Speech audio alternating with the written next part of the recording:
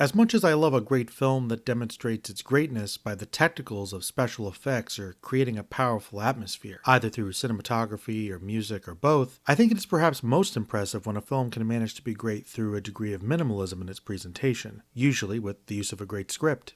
Man from Earth is only truly minimalist in presentation, taking place mostly in one set/location and being comprised mostly of dialogue. The movie is essentially a series of segments of one big intellectual conversation between a group of friends. I'm reminded of other great dialogue-based films like 12 Angry Men or My Dinner with Andre. The brilliance of the movie then must lie in a combination of the strength of the writing and the actors' ability to convey it well to each other. The premise is fantastical and yet exemplifies the best execution of minimalist science fiction. It's more about the concept than the specifics. It really feels kind of like an extended Twilight Zone episode. It's smart. A professor says he's an immortal who has lived since the time of the Cro-Magnons and decides to reveal this truth to his friends before he goes into hiding. As he does when people begin to notice he doesn't age, he changes his life again, taking on a new identity.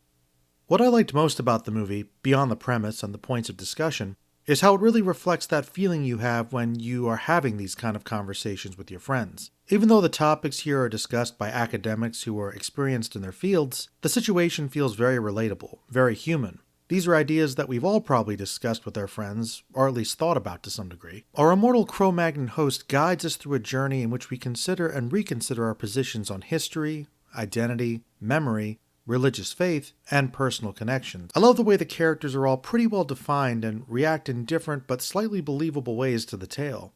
Some dismiss it, thinking he's lying to be cruel, doing some kind of prank, or just being mentally unstable in some way.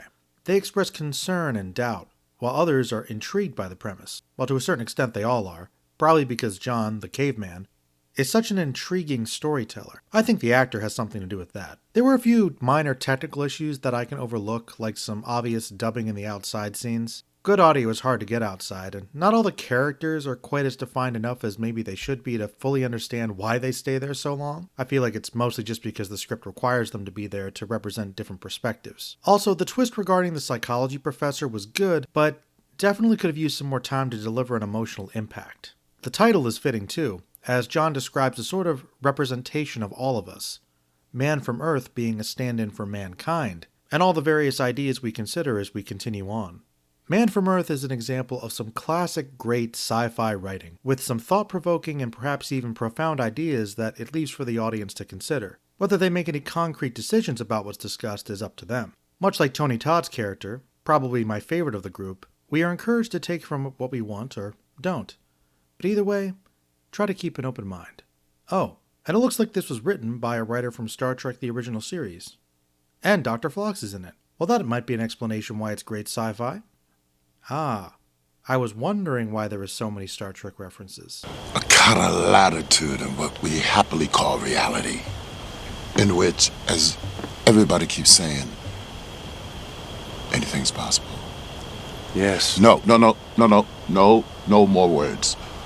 I'm gonna go home and I'm gonna watch Star Trek for a dose of sanity.